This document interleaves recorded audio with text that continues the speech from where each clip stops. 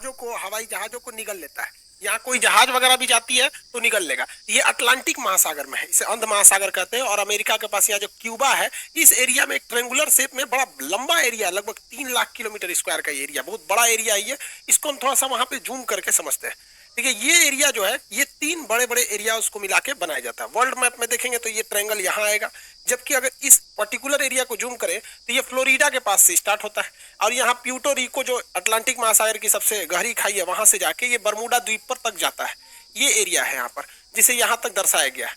ये लगभग 3 से 4 लाख के एरिया, कहीं कभी कभी ये बड़ा हो जाता है। इसका एक्यूरेट कोई मार्किंग नहीं है कि जो आदमी पूरा एरिया को बता सके। हम तो यहाँ भले ऐसे ट्रायंगल बना दिए, बट समुद्र में ऐसा कोई ट्रायंगल नहीं है। बट अगर इस एरिया में कहीं से भी कोई जहाजें आती हैं तो उनके साथ कुछ अप्रिय घटनाएं हो जाती हैं। इसके बारे में डिटेल से समझते हैं। 1498 में जब क्रिस्टोफर कोलंबस जा रहे थे इस रास्ते से, तो उन्होंने भी अपनी किताब में वर्णन किया है कि जब वो इस एरिया से गुजर रहे थे तो अचानक मौसम में एक परिवर्तन देखे, प्रकाश देखे, बादल का तड़कना, समुद्री लहरें तेजी से उठने लगी और उनका जहाज डिसबैलेंस होने लगा। इवन कि उस समय देखिए समुद्र में रास्ता दिखाने का केवल और केवल एक ही रास्ता रहता है, कंपास। अब तो सैटेलाइट वगैरह आ गए हैं, बट कंपास ही उस समय एक ही रास्ता होता था जो हमेशा नॉर्थ डायरेक्शन की ओर मूव करता रहता है। वो बता देता है कि इधर की ओर उत्तर दिशा है, तो इसके थ्रू आदमी जा सकता था। तो यहाँ पे कंपास काम करना बंद कर देता था। ये कोलंबस ने भी इसको माना है। 1964 में विंसेंट गैडिज ने अपनी पुस्तक में, मैगजीन में बताया था कि ये किस तरह से जहाजों को वगैरह को निगल लेता है। इसलिए इस ट्रायंगल को डेविल ट्रायंगल या फिर रहस्यमयी ट्रायंगल कहा गया। यहाँ जाने के बाद जहाजों में अचानक परिवर्तन देगा, इंजन काम नहीं करेगा, जहाज धंसने लगेगी, कोई तैरना चाहेगा तो तैर नहीं पाता है, अजीब अप्रिय घटना होगी और अचानक ही हो जाती थी। और ये जहाज डूब के कहां जाते थे तब ये भी नहीं पता चलता था किसी को। यूं तो यहाँ हजारों घटनाएं हुई हैं। कुछ फेमस घटना देखते हैं। अगस्त 1942 में अमेरिकी नौसेना के जहाज अपने रूटीन एरिया पे थे सब, उन्हें बम्बार्डमेंट करके लौटना था इसी बरमूडा ट्रायंगल के ऊपर से। लेकिन अचानक उनका संपर्क रेडियो स्टेशन से टूट जाता है, उसमें लगे हुए इंस्ट्रूमेंट काम करना छोड़ देते हैं, उनका नेविगेशन सिस्टम पूरी तरह फेल हो जाता है। सब में एक कॉमन समस्या देखी जाती है कि उनका कंपास काम नहीं कर रहा होता और ये जहाज पूरी तरह ध्वस्त हो जाता है। इसको खोजने के लिए 2 दिन बाद रेस्क्यू टीम जाती है। रेस्क्यू टीम का भी पता नहीं चलता है क्योंकि वो भी उसी रास्ते से जा रही होती है जहां से उनका लास्ट लोकेशन ट्रेस किया गया था। रेस्क्यू टीम का भी पता नहीं चल पाता है। उसके बाद ठीक 6 महीने बाद दिसंबर 1942 को फिर अमेरिकी नौसेना का जहाज विमान उड़ान भरता है और फ्लोरिडा से जब उड़ान भरता है और बरमूडा ट्रायंगल से ऊपर जाता है तो ये बमबरसक जहाज भी रडार से गायब हो जाता है। और इसके सामने भी सेम समस्या आती है। पायलट बताता भी है रेडियो सिग्नल पे कि मेरा कंपास काम नहीं कर रहा है, नेविगेशन सिस्टम काम नहीं कर रहा है, मौसम पूरी तरह से खराब है। ये भी ध्वस्त हो जाता है। इसको जब ढूंढने के लिए जो रेस्क्यू टीम जाती है इसके बैकअप में, तो रेस्क्यू टीम का भी आज तक कोई पता नहीं चला कि वो रेस्क्यू टीम कहां चली गई। 1970 में एक पायलट यहां से लौट के आए थे, नाम था उनका ब्रूइस गर्नन। ये जब लौट के आए थे, इन्होंने बताया था कि वहां पे क्या क्या घटनाएं हुई थी। इन्होंने बताया कि अचानक बरमूडा ट्रायंगल के जब ऊपर से गया तो अचानक मौसम बिगड़ गया और सामने बादलों का एक पूरा धुआं, कोहरा टाइप का छा गया, धुंध हो गया बादलों का और ऐसे लग रहा था जैसे बादलों की गुफा है। ये इन्हें कुछ दिख नहीं रहा था। इसमें जब प्रवेश किए तो ये खत्म होने का नाम ही नहीं ले रहा था। इसके अंदर मौसम इतना खराब था और इनका रेडियो फ्रीक्वेंसी भी गड़बड़ काम कर रही थी, इलेक्ट्रॉनिक्स वगैरह काम करना छोड़ दिए थे इनके जहाज के, और इनकी जहाज की रफ्तार बहुत ही तेज हो गई थी और रडार पे कोई भी दूसरा रेडियो स्टेशन या एयरपोर्ट अथॉरिटी का कोई भी रडार सिग्नल मैच नहीं कर रहा था। इन्हें कुछ समझ में नहीं आ रहा था। और लेकिन ये जहाज को आगे की ओर ले जा रहे थे। लगभग 3 मिनट बाद, एक अच्छी खासी दूरी तय करने के बाद, ये उस जोन से बाहर निकले और उसके बाद ये अपनी जहाज को लैंड कराए। लैंड कराने के बाद देखिए इत्तेफाक क्या हुआ था कि वो 3 मिनट में ही 150 किलोमीटर की दूरी तय कर लिए थे। यानी इनकी जो रफ्तार हो गई थी लगभग 3000 किलोमीटर प्रति घंटा हो गई थी, जो अभी किसी भी पैसेंजर जहाज के लिए पॉसिबल नहीं है। ये तो मिसाइल और लड़ाकू जहाजों की स्पीड होती है। बहुत लंबे अरसे तक ये बरमूडा ट्रायंगल जो था एक रहस्य का कारण बना। लोगों को लगता था कोई अदृश्य शक्ति है जो जहाजों को, शिप को अपनी ओर खींच लेती है, लेकिन ऐसा कुछ भी नहीं है। इसके पूरे रहस्य पर पर्दा उठाया जा चुका है। इवन की बरमूडा ट्रायंगल दुनिया के 10 सबसे खतरनाक जगहों में से भी एक नहीं है। मतलब सोचिए 10 खतरनाक जगहों में भी इन्हें शामिल नहीं किया गया। इसका मतलब ये एक कहानी है। फेमस हो जाता है कोई चीज बहुत ऐसे ही कि जहाजों को निगल जाता है, ये होता है, ऐसा कुछ नहीं होता है।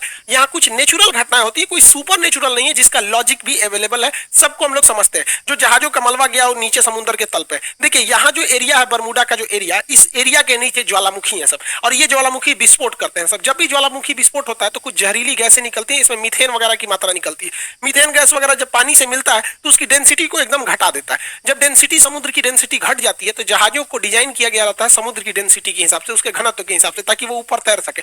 डेंसिटी घटने की वजह से अचानक वो नीचे धंसने लगती है और यही वजह है कि वहां अगर कोई तैरने की भी कोशिश करता है तो नहीं तैर पाता है क्योंकि उनका घनत्व घट जाता है। जैसे मच्छर जो होता है मिट्टी तेल के ऊपर, पानी के ऊपर तैर रहा होता है, आप एक ढक्कन मिट्टी तेल मिला देंगे ना, या तो वो मिट्टी की तेल से सूंघने से नहीं मरता, उसका घनत्व कम हो जाता है और डूब के उसमें मर जाता है। यही घटना यहाँ डूबने के कारण होता है। दूसरा कारण यह है कि बरमूडा के आसपास के एरिया में छोटे छोटे समुद्री पहाड़ है सब इस शेप में। जब हवाएं इस पहाड़ से टकराती टकराती हैं तो उनमें एक हलचल होने लगता है, जिस हलचल से यहाँ पे एक बवंडर, एक चक्रवात उत्पन्न हो जाता है और ये बादलों को और वहां के समुद्र के जल को पूरी तरह लहर में बदल देते हैं। और इसमें अगर कोई हवाई जहाज या कोई शिप आ जाता है तो उस चक्रवात के बीच में फंस जाता है, जिससे कि इसमें दुर्घटना हो जाती है। पानी वाली जहाजों के डूबने का तीसरा जो कारण है वो बड़ा सिंपल है, समुद्र के अंदर की पहाड़ियां। समुद्र के अंदर की वो पहाड़ी जो बाहर तक नहीं निकल पाती, उन्हें रीज या कटक कहते हैं। ऐसे कटक इटली और तुर्की के पास बहुत ज्यादा मात्रा में पाए जाते हैं। यहाँ अक्सर जहाज वगैरह गिर जाते हैं, सब नीचे का पेंटी टकरा जाता है। जैसे देखिए ये समुद्र का लेवल है, तो यहाँ पे जहाज चल रही है तो उसको ये नहीं पता है कि नीचे मेरे समुद्र है कि नहीं, और नीचे से कुछ पहाड़ी अगर ऊपर आती है तो इसके पेंदी से टकरा जाती है।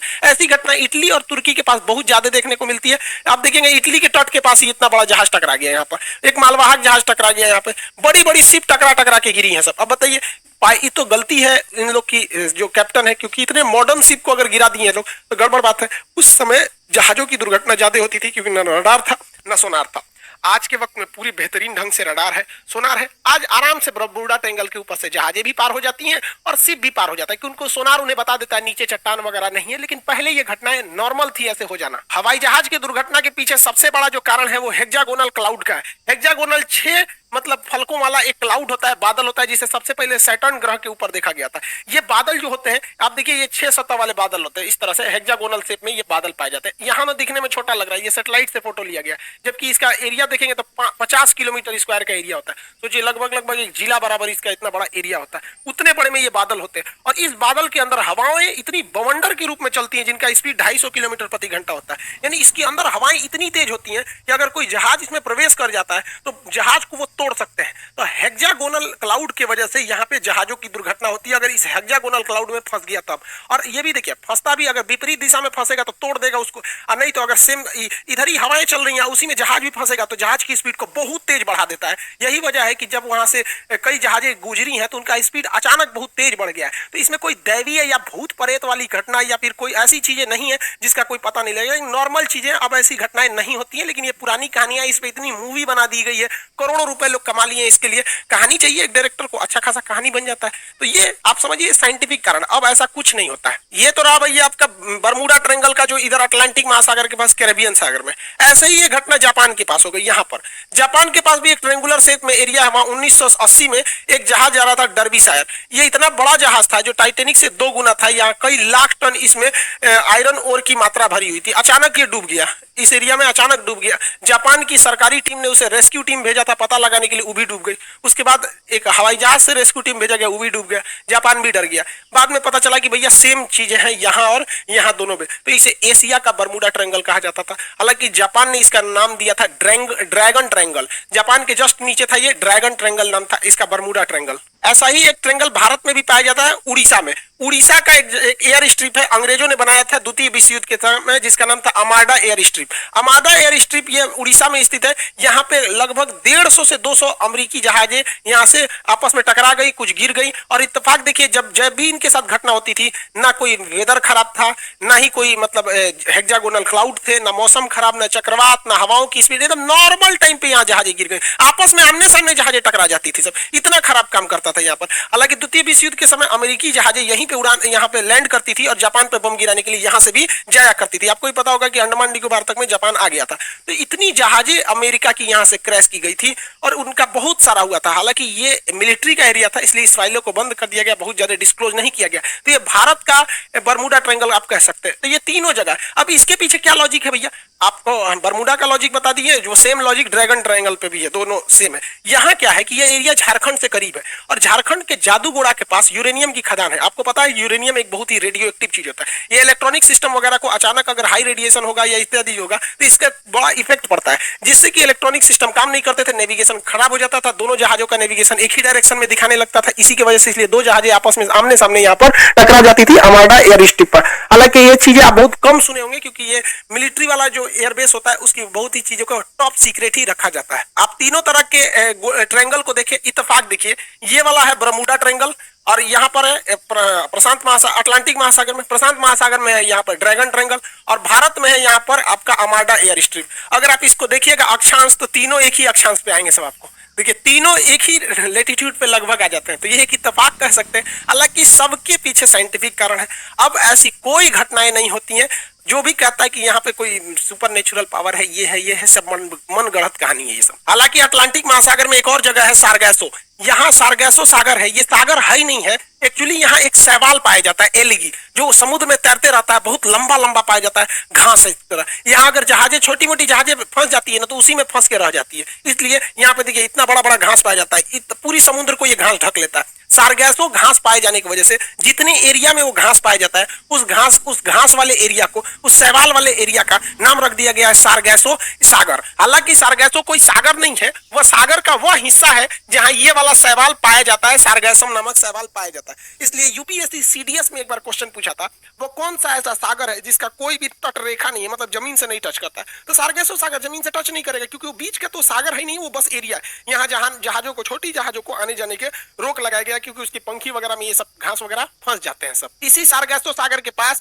ऊपर से ठंडी हवा जलधारा आती है, जिसका नाम है लिब्राडोर की धारा। इस सारगैसो सागर को ठंड के दिन में पूरी तरह बर्फ के टुकड़ों में भर देती है। इसी सारगैसो सागर में अप्रैल 1912 को टकरा गया था टाइटेनिक जहाज, और इसी सारगैसो सागर में लिब्राडोर द्वारा लाई गई ठंडी जलधारा के बर्फ से टकराने से टाइटेनिक जहाज डूब गया था। अगला क्वेश्चन पूछता है ब्लैक होल से। अंतरिक्ष का ब्लैक होल है, इसकी डेंसिटी सबसे ज्यादा होती है। इसकी डेंसिटी इतनी ज्यादा होती है कि इसके एक चम्मच मिट्टी का, अगर हम ब्लैक होल से एक चम्मच मिट्टी लाएंगे और उसका वजन करेंगे तो 10 हाथियों के बराबर होगा। तो जो इतना भयानक ये डेंसिटी होता है, इतना घना होता है, ये प्रकाश को भी जाने नहीं देता है। तो क्वेश्चन भी पूछेगा कि ब्लैक होल प्रकाश को भी गुजरने नहीं देता है, क्यों? तो ऑप्शन नंबर बी पर आंसर होता है, अति उच्च घनत्व के कारण। और इसका एक उल्टा क्वेश्चन पूछता है, एक वह हाइपोथेसिस को क्या कहते हैं जिसमें यह मान लिया जाता है, यह कल्पना किया जाता है कि सारे प्रकाश वहीं से आ रहे हैं, तो उसे हम व्हाइट होल कहते हैं। हालांकि ब्लैक होल और व्हाइट होल का पूरा परिकल्पना हम आपको ज्योग्राफी के क्लास में पढ़ा चुके हैं। भारत के जम्मू कश्मीर में लद्दाख और बारामूला की कुछ ऐसी पहाड़ियां हैं जिनमें चुंबकीय क्षमता है। ये भी क्या करती है, जहाजों के डायरेक्शन को भटका देती है। यहाँ पर एक चिनाब नदी पर ब्रिज बनाया जा रहा है, जो सबसे ऊंचा ब्रिज है, कंप्लीट हो जाएगा तो इसके बारे में भी टोटल समझा देंगे कि ब्रिज क्या है। और इसके अलावा आप एक तो बड़ा सुने होंगे, अमेरिका में एरिया 51 एलियन वगैरह वाला एरिया है।